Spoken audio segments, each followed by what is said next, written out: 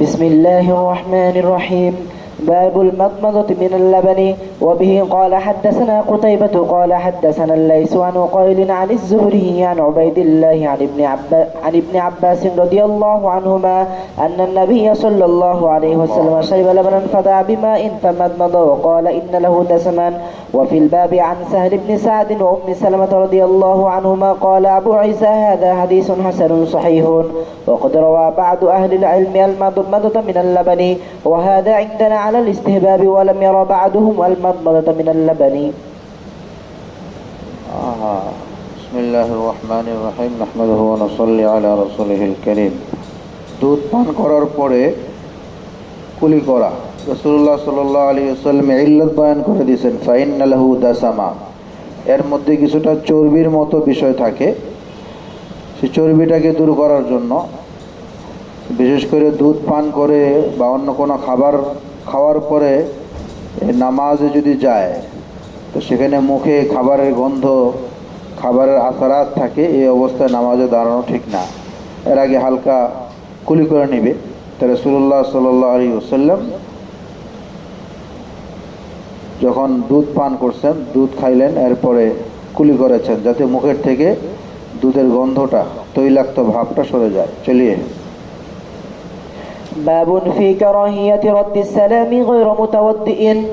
وبه قال حدثنا نصر بن علي ومحمد بن بشار قال حدثنا أبو أحمد عن سفيان عن الضحاك بن عثمان عن نافع عن ابن عمر رضي الله عنهما أن رجلا سلم على النبي صلى الله عليه وسلم وهو يبول فلم يرد عليه.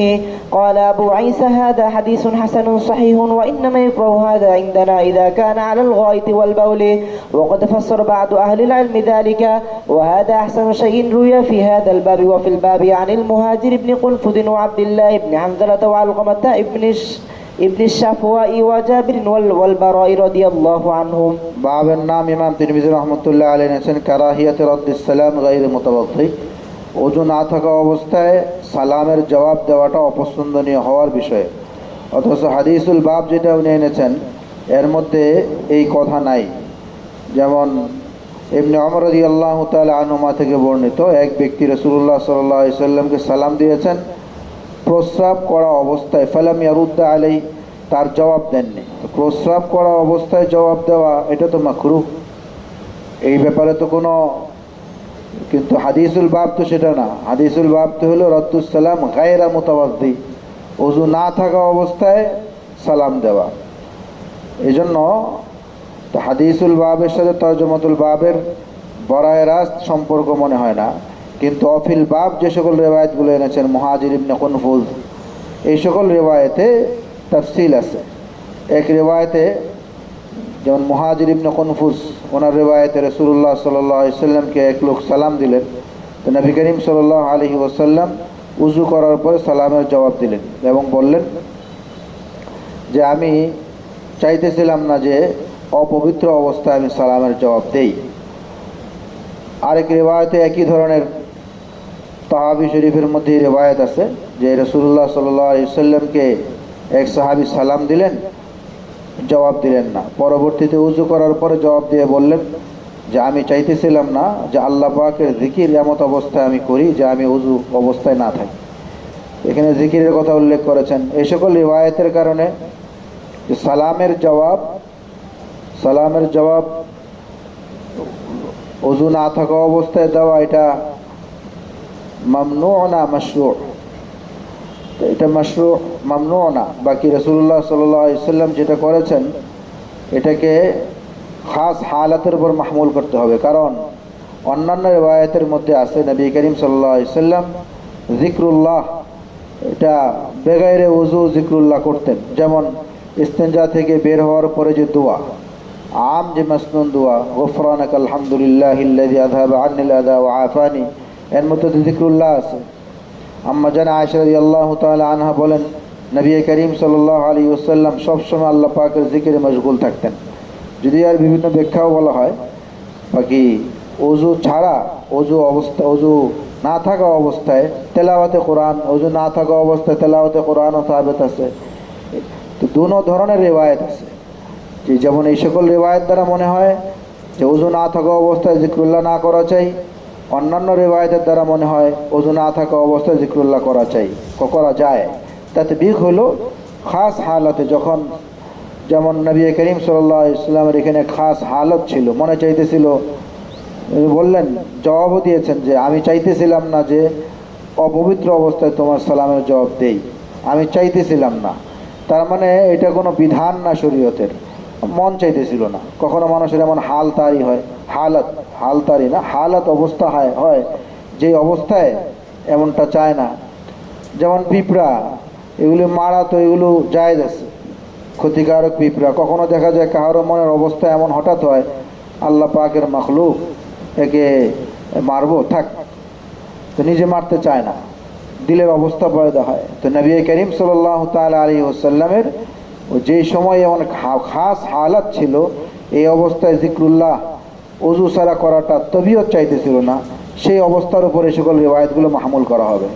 আর যে সকল রিওয়ায়াতে আছে যে নবী করিম সাল্লাল্লাহু আলাইহি ওয়াসাল্লাম ওযু ছাড়াও জিক্রুল্লাহ করতেন, সে সকল রিওয়ায়াতগুলোতে আম হালাত এবং আম মাসআলার উপর হামল করা হবে। চলিয়ে باب ما جاء في سور الكلب. وبه قال حدثنا سوار بن عبد الله العنبري قال حدثنا المعتمر بن سليمان قال سمعت أيوب عن محمد بن سيرين عن أبي هريرة رضي الله عنه عن النبي صلى الله عليه وسلم قال يغسل الإناء إذا ولغ فيه الكلب 7 مرات أولاهن وأخراهن بالتراب وإذا ولغت فيه الهرة غسل مرة. قال أبو عيسى هذا حديث حسن صحيح وهو قول الشافعي وأحمد وإسحاق. وقد روي هذا الحديث من غير وجه عن أبي هريرة رضي الله عنه عن النبي صلى الله عليه وسلم نحو هذا ولم يذكر فيه إذا ولغت فيه الهرة غسل مرة. وفي الباب عن عبد الله بن مغفل رضي الله عنه. বাবু মাজা ফি সুরিল কালব, কুকুরের জুঠা, এটা পাক কি বিষয়ে আলোচনা করবেন এটা ইমাম তিরমিজি রাহমাতুল্লাহ আলাইহি সাফ উল্লেখ করেন নাই।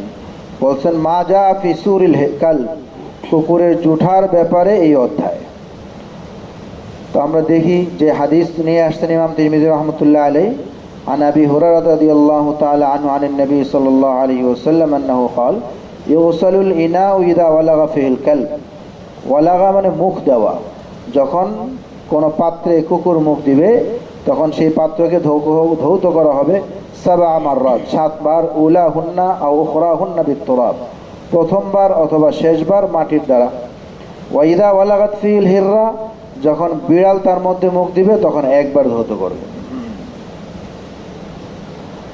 এই রিওয়ায়াতে, এই 7 মাররাতের রিওয়ায়াতের কারণে এখানে কয়েকটা মাসালা। 1 নম্বর মাসালা হলো যে সুরে কালব এটা পাক কি না পাক, সুরে কালব পাক কি না পাক। আইম্মায়ে আরবার মধ্যে ইমাম মালিক রহমতুল্লাহ আলাইহি সুরে কালব এটা পাক হওয়ার পক্ষে।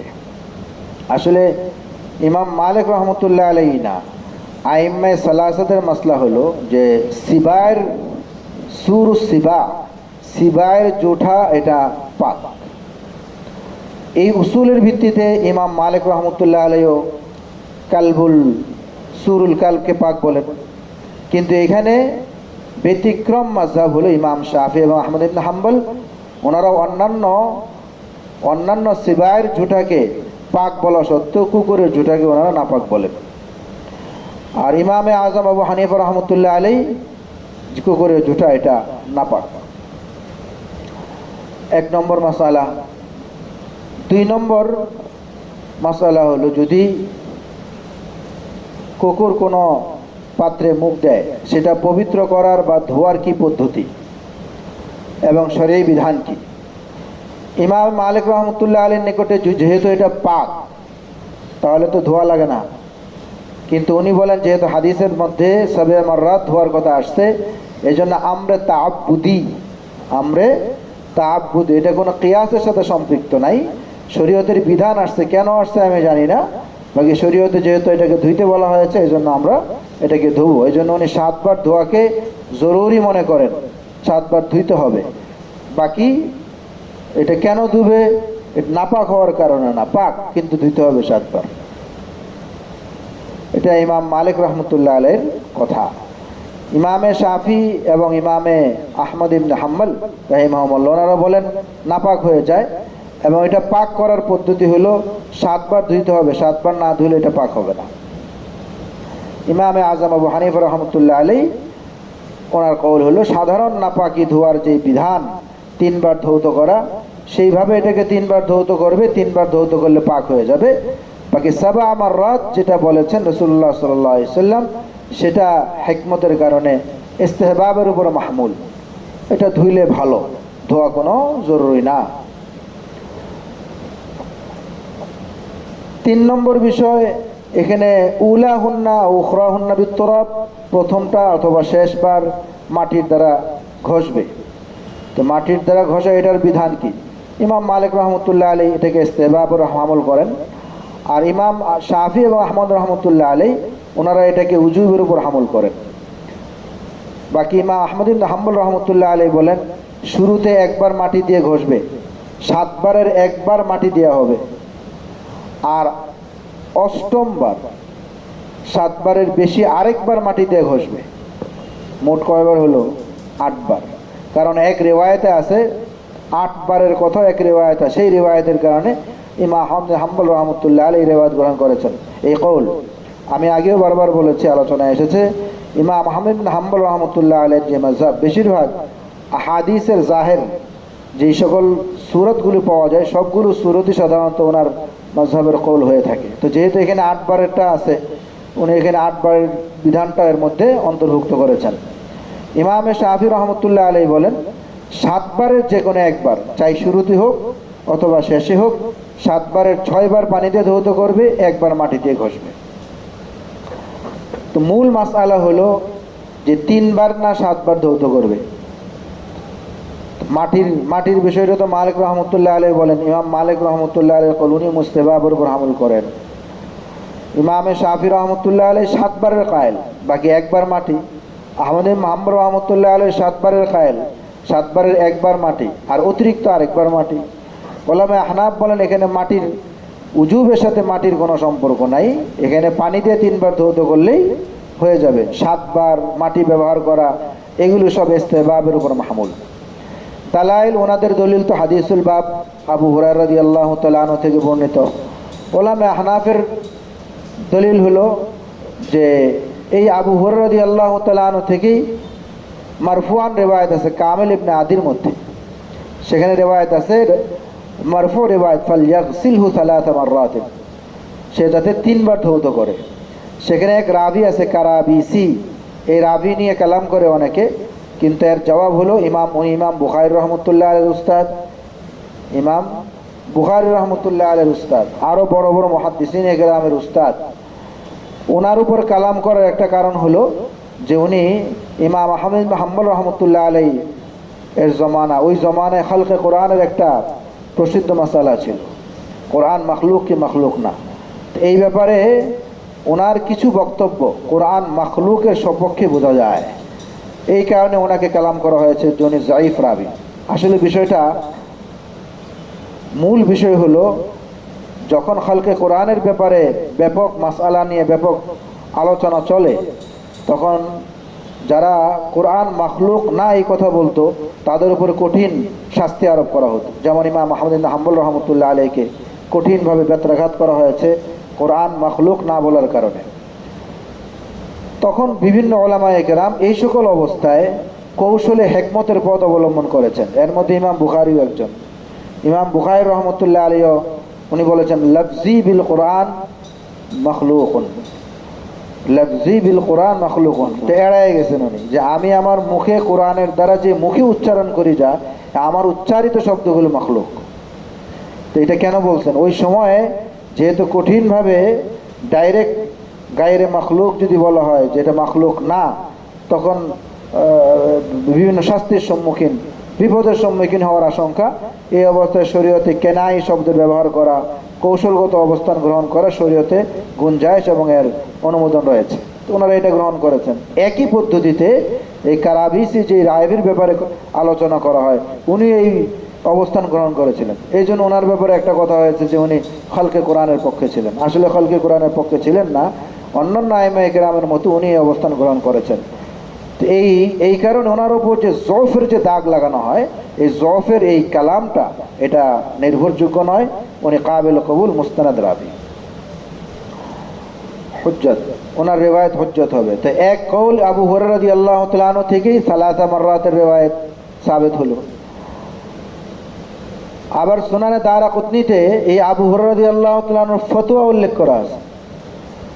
ওনাকে জিজ্ঞেস করা হলে উনি বলছেন আহরিকু আলাইহিল মা সালাসা মাররাত, এর উপরে 3 বার পানি ঢেলে দাও, ওনার ফতোয়া। তাহলে একই রাবি ওনার রেওয়ায়ত অন্য জায়গায় মারফু এর বিপরীত 3 বারের ফতোয়া, 3 বারের মারফু রেওয়ায়ত। আরেক রেওয়ায়ত যেটা ওনার থেকে ফতোয়া সেটা হলো 3 বারের। এই জন্য ওলামায়ে আহনাফ বলেন যদি কোনো রাবি নিজের রেওয়ায়তের খেলাফ উনি আমল করেন, রাবি যদি নিজের রেওয়ায়তের খেলাফ ওনার আমল হয় এবং এই খেলাফ আরেকটা বর্ণনা পাওয়া যায়, তখন তো সেই রেওয়ায়ত কাবিল হুজ্জত থাকে না। এটা ভিন্ন আরেক মাসআলা যে রাবি যদি রেওয়ায়ত করেন একটা, আমল করেন একটা, তাহলে সরাসরি রেওয়ায়তের উপর রেওয়ায়তকে তারজিহ দেওয়া হবে। কিন্তু এখানে তো ওনার থেকে মারফু রেওয়ায়তে ভিন্ন রকম পাওয়া গিয়েছে, সালাস মাররাত পাওয়া গেছে। এই জন্য ওনার রেওয়ায়তটা এখানে যদি রাজে এবং তারজিহের দিকে খেয়াল করা হয়, তাহলে যেহেতু মুআরিজ রেওয়ায়ত ওনার থেকে পাওয়া গেছে, এই রেওয়ায়ত কাবিল ইস্তিদলাল থাকবে না। সাধারণ উসুল অন্যান্য নাপাককে পবিত্র করার যে বিধান, সেই বিধান এখানে প্রয়োগ হবে। আর যদি আমরা তাতবিকের পথ অবলম্বন করি তাহলে সহজ। যে সকল রেওয়ায়তে সালাস মাররাতের রেওয়ায়ত রয়েছে, কথা রয়েছে, সে সকলগুলোকে উজুবের উপর মাহমুল করতে হবে। আর সাবা মাররাত যে সকল রেওয়ায়তে আছে এগুলোকে ইস্তেহবাবের উপর হামল করতে হবে। সুতরাং আবু হুরায়রা রাদিয়াল্লাহু তাআলা আনহু থেকে কোনো কোনো রেওয়ায়তে 5 মাররাতের কথা আছে, সালাস মাররাত, 5 মাররাত, 7 মাররাত। তাহলে এগুলো কি মানে সালাস মাররাতটা হলো ওয়াজিব, যদি 5 মাররাত পরে ভালো, আর 7 মাররাত করলে এটা আরো ভালো। আর যদি মাটি দিয়ে ঘষে তাহলে এটা আরো ভালো। মাটির কথাটা মূলত একটা তিব্বি কারণে, কারণ কুকুরের লালার মধ্যে এক ধরনের জীবাণু থাকে, এই জীবাণুটাকে নষ্ট করার জন্য সবচেয়ে উত্তম জিনিস হলো মাটি। মাটি দিয়ে যদি ঘষা হয় তাহলে সেই জীবাণুটা নষ্ট হয়ে যায়। তো এটা তিব্বি বিষয়, সিহাতের দিকে খেয়াল করে নবী করিম সাল্লাল্লাহু আলাইহি ওয়াসাল্লাম এই হেদায়েত করেছেন। আর কিয়াসের দ্বারাও বোঝা যায়, কিয়াসের দ্বারাও বোঝা যায় যে আসলে এখানে সালাস মাররাতই হওয়া উচিত। কেন? কারণ কুকুরের বাউলা বারাজ, যদি কোনো পাত্রে কুকুরের পেশাব বা কুকুরের বিষ্ঠা লাগে, তাহলে অন্যান্য আইমায়ে কেরাম যারা লালার কারণে 7 বারের কথা বলেছেন, তারা কি সেখানে 3 বার বলবেন না 7 বার বলবেন? 3 বার। তাহলে লালার নাপাকিটা বেশি কঠিন না বাউলা বারাজ? বাউলা বারাজ। তো বাউলা বারাজ যদি 3 বারে পবিত্র হয়ে যায়, তাহলে লালা কেন 3 বারে পবিত্র হবে না? আর ইমাম মালিক রহমতুল্লাহ আলাইহির মন্তব্য দ্বারা এটা স্পষ্ট বুঝে আসে, উনি তো এজালে নাজাসাতের জন্য উনি 7 মাররাত বলেন নাই, উনি বলছেন 7 মাররাত এটা আমরা তাআব্বুদি। তো উনি কেন বলছেন? কারণ এখানে আসলে নাজাসাতের, এজালে নাজাসাতের জন্য 7 মাররাতের সাথে এজালে নাজাসাতের কোনো সম্পর্ক নাই, নাপাকি দূর করার কোনো সম্পর্ক নাই, আমরা তাআব্বুদি। তখন আমরা বলবো যে আমরা তাআব্বুদির এটা ইস্তেহবাবের উপর হামল করলেই তো আমরা তাআব্বুদি হয়ে যাবে, ইস্তেহবাবের উপর আমরা হামল করি। আর সালাস মাররাত যেখানে, সেটাকে আমরা উজুবের উপর হামল করি। তাহলে এর দ্বারা সকল রেওয়ায়তের মধ্যে তাতবিক হয়ে যায়। আর যদি তারজিহ দিতে হয় তবুও সালাস মাররাতের এই কৌলটাই রাজে হিসাবে সাব্যস্ত হয়। চলিয়ে باب ما جاء في سور الهرة. وبه قال حدثنا إسحاق بن موسى الأنصاري قال حدثنا معن قال حدثنا مالك بن أنس عن إسحاق بن عبد الله بن أبي طلحة عن حميدة بن عبيد بن رفاعة عن كبشة ابنة كعب بن مالك رضي الله عنهما وكانت عند ابن أبي قتادة رضي الله عنه أن أبا قتادة دخل عليها قالت فسبكت له وضوءا قالت فسكبت له وضوءا قالت فجاءته هرة تشرب فأصغى لها الإناء حتى شربت. قالت كبشة رضي الله عنها فرآني أنظر إليه فقال تعجبين يا ابنة أخي يا ابنة أخي يا ابنة أخي. فقلت نعم. فقال إن رسول الله صلى الله عليه وسلم قال إنها ليست بنجس إنما هي من الطوافين عليكم أو الطوافات. وفي الباب عن عائشة وأبي هريرة رضي الله عنهما قال أبو عيسى هذا حديث حسن صحيح وهو قول أكثر العلماء من أصحاب النبي صلى الله عليه وسلم والتابعين ومن بعدهم مثل الشافعي وأحمد وإسحاق لم يروا بسور الهرة بأسا وهذا أحسن شيء في هذا الباب. وقد جود مالك هذا الحديث عن إسحاق بن عبد الله بن أبي طلحة ولم يأت به أحد أتم من مالك. বাবু মাজা ফি সুরিল হিররা, বিড়ালের জুঠার ব্যাপারে। তো এখানে ইমাম তিরমিজি রহমতুল্লাহ আলাইহি প্রথমে হাদিসুল বাব নিয়ে আসছেন আন কাবশা ইবনে কাব ইবনে মালিক। এখানে এই রিওয়ায়াতে রাসূলুল্লাহ সাল্লাল্লাহু আলাইহি ওয়াসাল্লাম ফাজাত হিররাতুন তাশরাবু ফাআসগা লাহা লানা, যেই পাত্র দিয়ে উযু করবেন পাত্রটাকে একটু কাত করলেন, বিড়াল তার থেকে পান করলো। তো হযরত কাবশা বিনতে কাব উনি বলেন আমি তাকে রইলাম রাসূলুল্লাহ সাল্লাল্লাহু তাআলা আলাইহি ওয়াসাল্লাম পাত্রের পানি বিড়ালকে পান করতে দিলেন। পরে নবী করিম সাল্লাল্লাহু আলাইহি ওয়াসাল্লাম তাকে আশ্চর্যান্বিত হতে দেখে বললেন তুমি অবাক হচ্ছে কেন, এরা তো নাপাক না। ইন্নামা হিয়া মিনাত তাওয়াফিন আলাইকুম আবিত তাওয়াফাত, এরা তো পাক। তাওয়াফিন আলাইকুম তাওয়াফাত, এরা সবসময় তোমাদের ঘরে ঘোরাফেরা করে। ওফিল বাবি আন আয়েশা ও আবি হুরায়রা।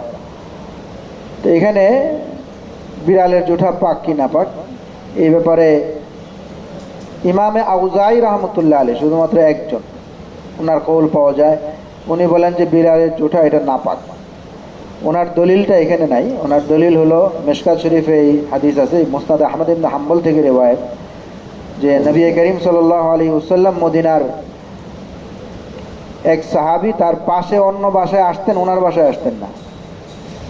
তো সেই সাহাবী রাসূলুল্লাহ সাল্লাল্লাহু আলাইহি ওয়াসাল্লামকে বলেন ইয়া রাসূলুল্লাহ আপনি আমার পাশের বাসায় আসেন, আমার বাসায় আসেন না। বললেন যে তোমার বাসায় তো কুকুর থাকে, কুকুরের কারণে আমি আসি না। তো সাহাবী বললেন ইয়া রাসূলুল্লাহ ওই বাসায় তো বিড়াল আছে, তাহলে সেখানে যান কেন? আমার বাসায় কুকুরের জন্য আসেন না, সেই বাসায় তো বিড়াল আছে, তো সেখানে যান যে? তো নবী করিম সাল্লাল্লাহু আলাইহি ওয়াসাল্লাম বলেন ফাইন্নাহা মিনাস সিবা, বিড়াল সমস্যা নাই, বিড়াল হলো সিবা থেকে। জাহিরে লফজ তারা ওনারা ইস্তেদলাল করেছেন যে এখানে হিংস্র প্রাণীর থেকে হলো বিড়াল। তো হিংস্র প্রাণীর জুটা যেমন নাপাক, এই হাদিসের দ্বারা ইমাম আউজাই রহমতুল্লাহ ইস্তেদলাল করেন যে এটা এই জন্য বিড়ালের জুটাও নাপাক। তো আসলে এই রিওয়ায়াতের সনদের মধ্যে কমজোরি আছে, এর দ্বারা এই হাদিসের কাবিল ইস্তেদলাল না। যদি কাবিল ইস্তেদলাল হয়ও অন্যান্য রিওয়ায়াতের দ্বারা এখানে ব্যাখ্যা করতে হবে, কারণ হাদিসুল বাবে রাসূলুল্লাহ সাল্লাল্লাহু আলাইহি ওয়াসাল্লাম যেহেতু বলছেন ইন্নাহা লাইসাত বিনাজিস ইন্নামা হিয়া মিনাত তাওয়াফিন আলাইকুম ওয়াত তাওয়াফাত, এজন্য সিবা আর ওই ঘটনার বর্ণনার ঢঙেও বোঝা যায় যে রাসূলুল্লাহ সাল্লাল্লাহু আলাইহি ওয়াসাল্লাম মিনাস সিবা বলার দ্বারা সেখানে নাপাক উদ্দেশ্য নেন নাই। কারণ যার বাসায় গেছেন তার বাসায় বিড়াল আছে, আর যার বাসায় যান নাই তার বাসায় কুকুর। তাহলে কুকুর এবং বিড়ালের মধ্যে পার্থক্য সৃষ্টি করার জন্য রাসূল সাল্লাল্লাহু আলাইহি ওয়াসাল্লাম বলছেন মিনাস সিবা। তার মানে এখানে কুকুরের মতো না, এটা এমন হিংস্র প্রাণী যে হিংস্র প্রাণী কুকুরের মতো না, ভিন্ন। তার মানে এমন মিনাস সিবা যেগুলো ঘরে সাধারণত থাকে, এটার সাথে নাপাকের কোনো সম্পর্ক নাই, এগুলো থাকতে পারে। তো ব্যাখ্যা করতে হবে। আর আইম্মে সালাসা এবং ইমাম আবু ইউসুফ রহমতুল্লাহ আলাইহি ওনারা বলেন এটা বিলকুল পাক। ওনাদের দলিল হলো এই হাদিসুল বাব ইন্নামা হিয়া মিনাত তাওয়াফিন আলাইকুম আবিত তাওয়াফাত। আরেক রিওয়ায়াত আছে যে আফিল বাব আন আয়েশা, এই আফিল বাব আন আয়েশা যে রিওয়ায়াত, এই রিওয়ায়াত হলো আম্মা জান আয়েশা রাদিয়াল্লাহু তাআলা আনহা একবার ওই পানির পাত্র বিড়াল যেদিক থেকে পান করেছে উনি সেদিক থেকেই পান করেছেন। পরে আম্মা জান আয়েশা রাদিয়াল্লাহু তাআলা আনহা বললেন রাসূলুল্লাহ সাল্লাল্লাহু আলাইহি ওয়াসাল্লাম বলছেন যে এরা নাপাক না, এরা হলো মিনাত তাওয়াফিন আলাইকুম আবিত তাওয়াফাত। এই সকল রিওয়ায়াতের কারণে আইম্মে সালাস ওনারা বলেন পাক। ইমামে আজম আবু হানিফা রহমতুল্লাহ আলাইহি এবং ইমাম মুহাম্মদ রহমতুল্লাহ আলাইহি ওনারা বলেন পাক, তবে কারাহাতে তানজিহি। এটাই মুতাদিল কওল। কারণ রিওয়ায়াতের দ্বারা বোঝা যায় যে কোথাও নবী করিম সাল্লাল্লাহু আলাইহি ওয়াসাল্লাম মিনাস সিবা বলেছেন, আর যেমন আগের বাবে নবী করিম সাল্লাল্লাহু আলাইহি ওয়াসাল্লাম বলেছেন ইদা ওয়ালাগাত ফিহিল হিররাতু গাসালা মাররাতান, একবার ধৌত করবে। তাহলে বোঝা গেল এখানে কুকুর যদি, বিড়াল যদি মুখ দেয় কোনো পাত্রে, সেটাকে এমনি ছেড়ে দেওয়া চাই না, একটু ধোয়া চাই। তাহাবির মধ্যে এক রিওয়ায়াত আছে তুহুরু, আবু হুরায়রা রাদিয়াল্লাহু তাআলা আনহু থেকে, তুহুরু ইনাইকুম ইদা ওয়ালাগা ফিহিল হিররা আইয়াগসিলাহু মাররাতান আও মাররাতাইন। যখন তোমাদের কোনো পাত্রে বিড়াল মুখ দিবে, সেটা পবিত্র করার পদ্ধতি হলো একবার অথবা দুইবার এটা ধুয়ে নেবে। এই তহাবিতে আরেক রিওয়ায়াত আছে যে ইজা ওয়ালাগাল হিররাতু ফিল ইনা ফাগসিলুহু কামা ইদা ওয়ালাগাল কালবু, কামা ইদা ওয়ালাগাল কালবু। যখন কুকুর মুখ দেয়, কুকুর মুখ দিলে যেভাবে তোমাদের পাত্র ধৌত করতে হয়, একইভাবে তোমাদের বিড়ালের ব্যাপারেও পাত্র ধৌত করে নেবে। এই সকল রিওয়ায়াতের কারণে ওলামায়ে হানাফ ওনারা বলেন যে এটাকে একদমই পাক বলে বেলা কারাহাত ছেড়ে দেওয়া, এটা হাদিসের জাওকের সাথে মিলে না।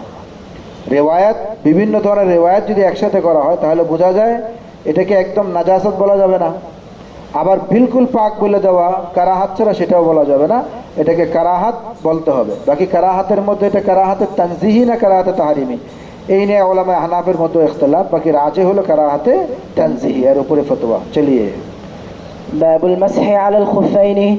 وبه قال حدثنا هناد قال حدثنا وكيع عن الأعمش عن إبراهيم عن همام بن الحارث قال بال جرير بن عبد الله رضي الله عنه ثم توضأ ومسح على خفين فقيل له أتفعل هذا؟ قال وما يمنعني وقد رأيت رسول الله صلى الله عليه وسلم يفعله.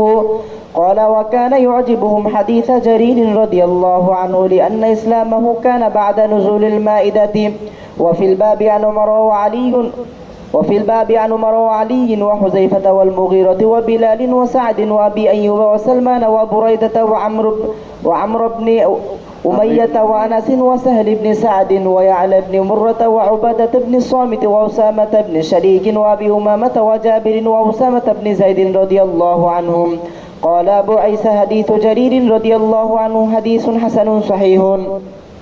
ويروى عن شهر بن حوشب قال رأيت جرير بن عبد الله رضي الله عنه توضأ ومسح على خفيه فقلت له في ذلك فقال رأيت رسول الله صلى الله عليه وسلم توضأ ومسح على خفيه فقلت له أقبل المائدة أو بعد المائدة؟ فقال ما أسلمت إلا بعد المائدة.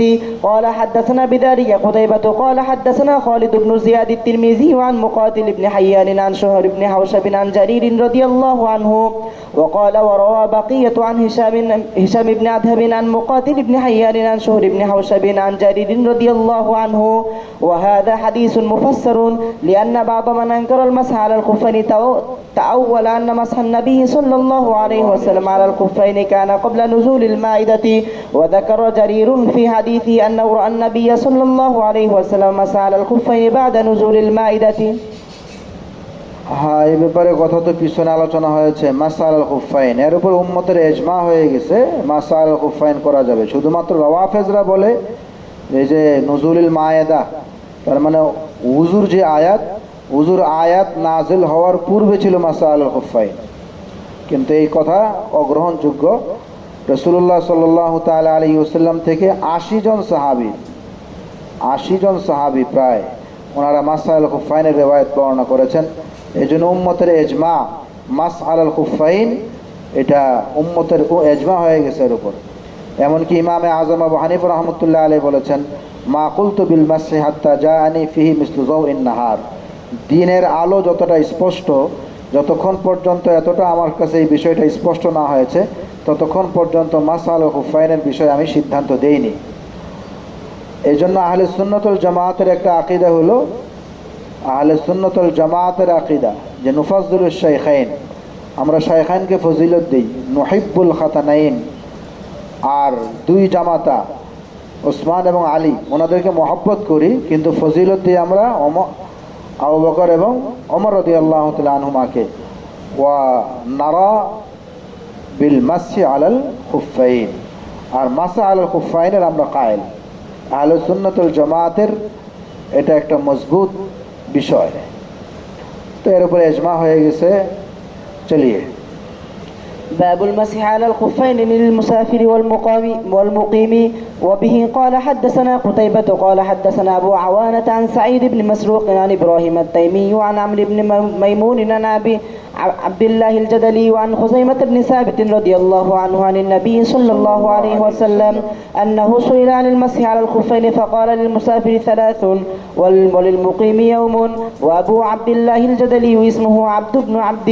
قال أبو عيسى هذا حديث حسن صحيح. وفي الباب عن علي وأبي بكر وأبي هريرة وصفوان بن عسال وعوف بن مالك وابن عمر وجرير رضي الله عنهم. وبه قال حدثنا هناد قال حدثنا أبو الأحوص عن عاصم بن أبي النجود عن زيد بن حبيش عن صفوان بن عسال رضي الله عنه قال كان رسول الله صلى الله عليه وسلم يأمرنا إذا كنا سفرا أن لا ننزع خفافنا 3 أيام ولياليهن إلا من جنابة ولكن من غائط وبول ونوم. قال أبو عيسى هذا حديث حسن صحيح. وقد روى الحكم بن عتيبة وحماد عن إبراهيم النخعي عن أبي عبد الله الجدلي عن خزيمة بن ثابت رضي الله عنه ولا يصح. قال علي بن المدني قال يحيى قال علي بن المدني قال مديني قال يحيى قال شعبة لم يسمع إبراهيم النخعي عن أبي عبد الله الجدلي حديث المسح. وقال زائدة عن منصور كنا في حجرة إبراهيم التيمي ومعنا إبراهيم النخعي فحدثنا إبراهيم التيمي عن عمرو بن ميمون عن أبي عبد الله الجدلي عن خزيمة بن ثابت رضي الله عنه عن النبي صلى الله عليه وسلم في المسح على الخفين. قال محمد حسن شيء في هذا الباب حديث صفوان بن عسال رضي الله عنه. قال أبو عيسى وهو قول العلماء من أصحاب النبي صلى الله عليه وسلم والتابعين ومن بعدهم من الفقهاء مثل سفيان الثوري وابن المبارك والشافعي وأحمد وإسحاق قالوا يمسح المقيم يوما وليلة والمسافر 3 أيام ولياليهن. وقد روى بعض أهل العلم أنهم لم يوقتوا في المسح على الخفين وهو قول مالك بن أنس والتوقيت أصح. বাবুল মাসি আল খুফাইন লিল মুসাফির ওয়াল মুকিম, মুসাফির মুকিমের জন্য কি বিধান, মাসা আল খুফাইনের বিষয়। হাদিসুল বাব এখানে লিল মুসাফির 3 ওয়া লিল মুকিম ইয়াউম। জুমহুর উলামায়ে কেরাম সকলের কওল এটাই, 3 বার মাসা করবে, 3 দিন 3 রাত্র মাসা করতে পারবে মুসাফির, আর 1 দিন 1 রাত্র মাসা করতে পারবে মুকিম। শুধুমাত্র একজন ইমাম মালিক রহমতুল্লাহ আলাইহি এর ব্যতিক্রম মত পোষণ করেছেন। উনি বলেন যে যতদিন মোজা না খুলবে ততদিন পর্যন্ত মাসা করতে পারবে। দলিল আছে, যেমন আবু দাউদের এক রিওয়ায়াত, সেখানে সাহাবী বলেন ওয়ালাবিস্তাজাদনাহু লাজাদা, রাসূলুল্লাহ সাল্লাল্লাহু তাআলা আলাইহি ওয়াসাল্লামের সাথে আমরা সফরে করেছি, সফরের মধ্যে আমরা মাসা করেছি, 3 দিন 3 রাত্র আমরা মাসা করেছি। বাকি নবী করিম সাল্লাল্লাহু আলাইহি ওয়াসাল্লামের কাছে যদি আমরা আরো বেশি চাইতাম তাহলে নবী করিম সাল্লাল্লাহু আলাইহি ওয়াসাল্লাম বেশি সুযোগ দিতেন। এক রিওয়ায়াত। আবু দাউদের আরেক রিওয়ায়াত আছে যে মারফু রিওয়ায়াত, যে নবী করিম সাল্লাল্লাহু তাআলা আলাইহি ওয়াসাল্লাম বলেছেন তোমরা মাসাহা করো মা বাদালাহু ইয়ামসাহু মা বাদালাহু, যতদিন পর্যন্ত তার মনে চায় সে মাসাহা করতে থাকবে। এই ধরনের আলফাজ বিভিন্ন রিওয়ায়াতে আছে। তো 1 নম্বর যেটা ওয়ালাবিস্তাজাদনাহু লাজাদানা, এই শব্দ যে এখানে যেই রিওয়ায়াতের মধ্যে আছে, এর জবাব হলো লাউ কেন আসে। লাউ আসে যে পরবর্তীটা নফির কারণে, এর আগেরটা নফি হওয়ার জন্য। ওয়ালাবিস্তাজাদনাহু, আমরা যদি বেশি চাইতাম রাসূলুল্লাহ সাল্লাল্লাহু আলাইহি ওয়াসাল্লাম আমাদেরকে বেশি সুযোগ দিতেন, তার মানে আমরা চাই নাই, সুযোগ দেন নাই। যেটা সুযোগ দেন নাই সেটা বিধান হবে কিভাবে? আর এটা তো এক সাহাবীর ধারণা মাত্র, এটা কোনো এক সাহাবীর ধারণাটা তো শরীয়তের একটা সুনির্ধারিত পরিমাণের ক্ষেত্রে ফয়সালা হতে পারে না। আর যেই রিওয়ায়াতের মধ্যে আছে যে রাসূলুল্লাহ সাল্লাল্লাহু আলাইহি ওয়াসাল্লাম মা বাদালাহু, এই ফয়সালা দেওয়ার ক্ষেত্রে বলেছেন যতদিন পর্যন্ত তার মনে চায় সে মাসাহ করতে পারবে। এই সকল রেওয়ায়ত সনাদান মুতাকাল্লাম ফি, সনাদান কালাম আছে।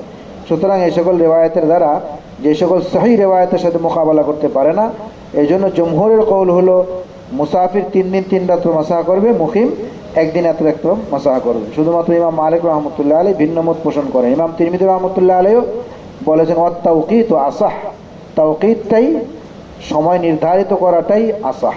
চলিয়ে باب في المسح على الخفين أعلاه وأسفله. وبه قال حدثنا أبو الوليد الدمشقي قال حدثنا الوليد بن مسلم قال أخبرني سعد بن يزيد عن رجاء بن حيوة عن كاتب بن المغيرة عن المغيرة بن شعبة رضي الله عنه كاتب المغيرة. چلیے أن النبي صلى الله عليه وسلم مسح على الخف وأسفله. قال أبو عيسى وهذا قول غير واحد من أصحاب النبي صلى الله عليه وسلم والتابعين. وبه يقول مالك والشافعي وإسحاق. وهذا حديث معلول لم يسنده عن ثور بن يزيد غير الوليد بن مسلم. وسألت أبا زرعة ومحمدا عن هذا الحديث فقال ليس بصحيح لأن ابن المبارك روى هذا عن ثور عن رجاء. قال حدثت عن كاتب المغيرة مرسل عن النبي صلى الله عليه وسلم ولم يذكر فيه المغيرة. مغيرة. باب في المسح على الخفين أعلاه وأسفله. চামড়ার যে খুফাইন মুজা এর উপরে নিচে উভয় দিকে মাসাহ করার ব্যাপারে এই রিওয়ায়াতের মধ্যে আছে মুগীরা ইবনে শুবা রাদিয়াল্লাহু তাআলা আনহু থেকে রিওয়ায়াত আন্না নবী সাল্লাল্লাহু আলাইহি ওয়াসাল্লাম মাসাহ আলাল খুফ ওয়া আসফালাহু, মুজার উপরে নিচে মাসাহ করেছেন। এই রিওয়ায়াতের দিকে তাকায়া ইমাম মালিক এবং শাফি রাহিমাহুমুল্লাহ ওনারা বলেন মুজার উপরে নিচে উভয় দিকে মাসাহ করবে। বাকি একটু ইখতিলাফ, ইমাম মালিক রহমতুল্লাহ আলাইহি বলেন উপরে নিচে দুনো দিকেই মাসাহ করা ওয়াজিব। শাফি রহমতুল্লাহ আলাইহি বলেন উপরে মাসাহ করা ওয়াজিব, নিচে এটা মুস্তাহাব। ইমামে আবু হানিফা, ইমাম আহমদ ইবনে হাম্বল রাহিমাহুমুল্লাহ ওনাদের কওল হলো যে উপরে মাসাহ করবে, নিচে মাসাহ করা কোনো বিধান শরীয়তে নেই। ওনাদের দলিল সামনে আসতেছে। বাবুন ফিল মাসহি আলা খুফাইন যাহিরাহুমা রাআইতু নবিয়্য সাল্লাল্লাহু আলাইহি ওয়াসাল্লাম ইয়ামসাহু আলা খুফাইন আলা যাহিরিহিমা। আরেক রিওয়ায়াত ইমাম হযরত আলী কাররামাল্লাহু ওয়াজহু থেকে যে লাউ কানাদ দীন বির রাই, দিন যদি কিয়াস এবং যুক্তির নাম হতো তাহলে মুজার উপরে মাসাহের তুলনায় মুজার নিচের মাসাহাটা বেশি যুক্তিযুক্ত ছিল। এই রিওয়ায়াতের দ্বারা বোঝা যায় যে ইমাম হযরত আলী কাররামাল্লাহু ওয়াজহু উনিও মুজার উপরে মাসাহার কথাটাই এই দিকটাই উনি গ্রহণ করেছেন। এখন যে সকল রিওয়ায়াতের মধ্যে মুজার নিচের কথা আছে, যেমন এই রিওয়ায়াত, এটার জবাব ইমাম তিরমিজি রাহমাতুল্লাহ দিয়ে দিয়েছেন হাদা হাদিসুন মালুল, এই হাদিসটা মালুল, এটা ত্রুটিযুক্ত, সনদের মধ্যে যথেষ্ট ত্রুটি রয়েছে। মালুল ওই সকল হাদিসকে বলে যার উপরে তো দেখতে সুন্দর মনে হয় কিন্তু ভিতরগতভাবে সনদে কোনো সমস্যা হয়, যেটা হাদিসের ব্যাপারে যারা দক্ষ তারা বুঝতে পারেন। যেমন ইমামুল, যারা আইম্মায়ে ইলাল যারা, তারা বুঝতে পারেন। যেমন ইমাম বুখারী রহমতুল্লাহ আলাইহি ইমামুল ইলাল ছিলেন, ইমাম আহমদ ইবনে হাম্বল রহমতুল্লাহ আলাইহি ইমামুল ইলাল ছিলেন। ওনারা যদি কোনো হাদিসের ব্যাপারে বলেন যে হাদিসটা মালুল, তাহলে দলিল ছাড়াই তাদের কথাটা মেনে নিতে হবে। কারণ মালুল বলেই ওই সকল হাদিসকে বাহ্যিকভাবে যে সকল সনদগুলো ঠিক, কিন্তু ইমামুল ইলাল যারা, তারা ভিতরগত সূক্ষ্মভাবে ওনারা কোনো একটা সমস্যা সেখানে দেখতে পারেন, তখন সেটাকে মালুল বলেন। এই হাদিসটা মালুল হওয়ার একটা বিষয় তো ইমাম তিরমিজি রহমতুল্লাহ আলাইহি এখানে উল্লেখ করছেন যে আসলে এখানে বাহ্যিকভাবে দেখা যায় কাতিবুল মুগীরা, কাতিবুল মুগীরা আনিল মুগীরা। মুসনাদে বাজ্জারের মধ্যে হযরত ইমাম রব্বানী রশিদ আহমদ গঙ্গোহী রহমতুল্লাহ আলাইহি বলছেন, মুসনাদে কোথায় এখানে মুসনাদে বাজ্জারের মধ্যে বহু রিওয়ায়াতে সনদে সেখানে বর্ণিত হয়েছে, সেখানে আন কাতিবিল মুগীরা আনিল মুগীরা নাই, আনিল কাতিবিল মুগীরা, তার মানে এটা মুগীরার কাতিব থেকে এটা মুরসাল, মুগীরার অথচ এখানে দেওয়া আছে আন কাতিবিল মুগীরা আনিল মুগীরা ইবনে শুবা। এটা হলো মালুল হওয়ার একটা ইল্লত। তো এটা মূলত কাতিবুল মুগীরা আল মুরসাল, যেটা ইমাম তিরমিজি রহমতুল্লাহ আলাইহি এখানে বর্ণনা করেছেন। তো মালুল রিওয়ায়াতের দ্বারা ইস্তেদলাল তো করা যাবে না। এজন্য যে সকল রিওয়ায়াতের মধ্যে জাহিরি হুমা আছে, মানে খুফাইনের উপরে মাসাহ করেছেন, সেই সকল রেওয়ায়তের উপরে আমল করতে হবে, আর এই সকল রেওয়ায়ত গায়রে মামুল বিহা হবে। চলিয়ে باب في المسح على الخفين ظاهرهما. وبه قال حدثنا علي بن حجر قال حدثنا عبد الرحمن بن ابي الزناد عن ابيه عن عروة بن الزبير عن المغيرة بن شعبة رضي الله عنه قال رايت النبي صلى الله عليه وسلم يمسح على الخفين على ظاهرهما. قال أبو عيسى حديث المغيرة حديث حسن وهو حديث عبد الرحمن بن أبي الزناد عن أبي عن عروة عن المغيرة رضي الله عنه، ولا نعلم أحدا يذكر عن عروة عن المغيرة على ظاهر ما غيره، وهو قول غير واحد من أهل العلم. وبه يقول سفيان الثوري وأحمد قال محمد وكان مالك يشير بعبد الرحمن بن أبي الزناد. الحمد لله رب العالمين.